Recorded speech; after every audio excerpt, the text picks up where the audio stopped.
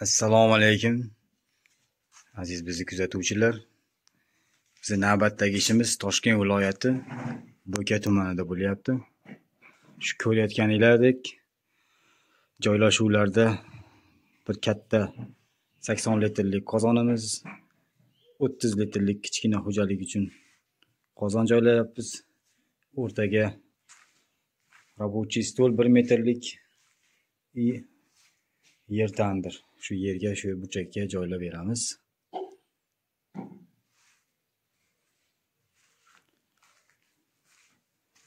Shu stilda ko'rayotgan chiziqlar bo'ylab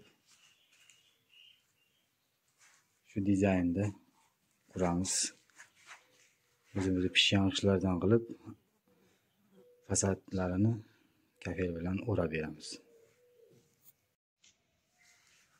Ikkita o'choq, bir tandirimiz ham shakllarini chiqarib joylab oldik.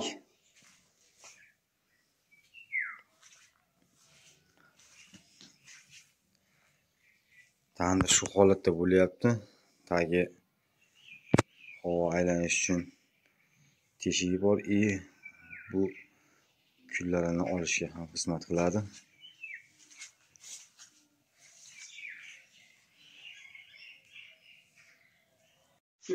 Aziz do'stlar, mana ishlarimiz davom etyapti. Kafelarni ham boshlab olganmiz. Sirdaryoni shunaqa Miramaga o'xshab ketadigan kafelardan foydalanyapmiz. Mustafa hamisha mana loy changallash bilan ovora tandirimizni yopib qo'yibdi og'zini. Tandir qarang, tandirga baho beraylik. Bitgandan keyin bitta ko'rib olasizlar.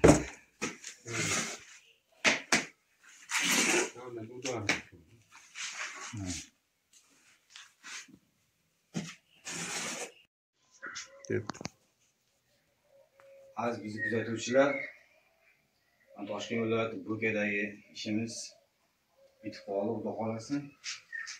Endi просто tekshirish qoldi. Tortishlarini kuzatishingiz mumkin. Yonib ketyapti.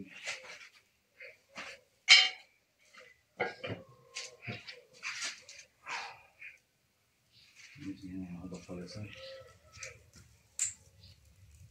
Olovlarni ko'rsatdim. Mana shuni qarang, ichini olsin.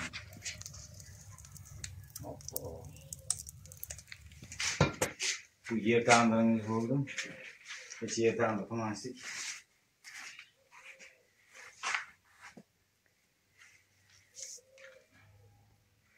Yer ta'mirimiz ham baho berib qo'yamiz.